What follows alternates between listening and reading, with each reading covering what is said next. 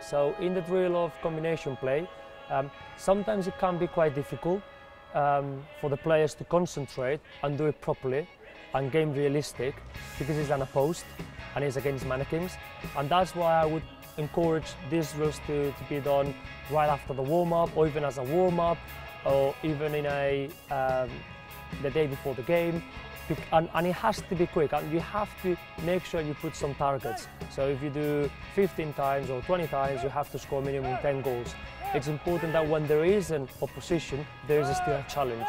So obviously the quality and the standards don't drop.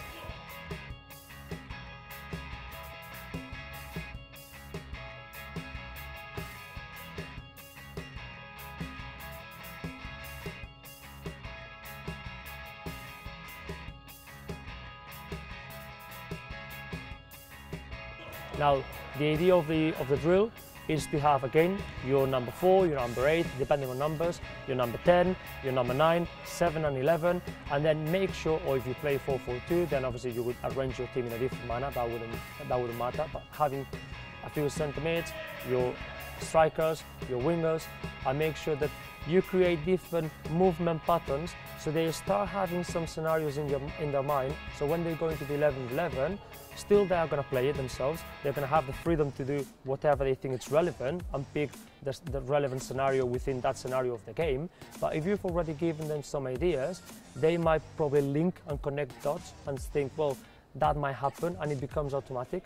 So we started with a few movements, like from our number 4, get into our number 9, number 9 would set into our 10, spins, and then number 10 has the chance to either have a shot, play into the 9, or have a clever pass into 9 or 11 who can finish in goal. Then another set was, this time we play into number 10 because he's dropped into the pocket. Now see whether he can exploit the pocket in between rungs, then whether he want to pop it back into the 4, whether he want to get it into the 7 or 11, and then play from there.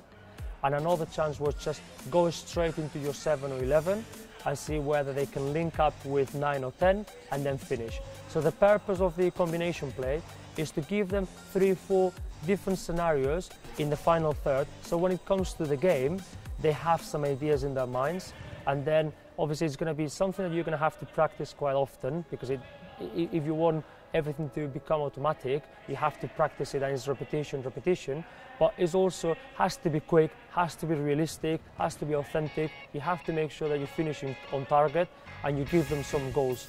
Otherwise, as I said, being unopposed can be quite tricky at times, and then they can drop their standards, and then you wouldn't be coaching or working on quality, and that's something you want to avoid.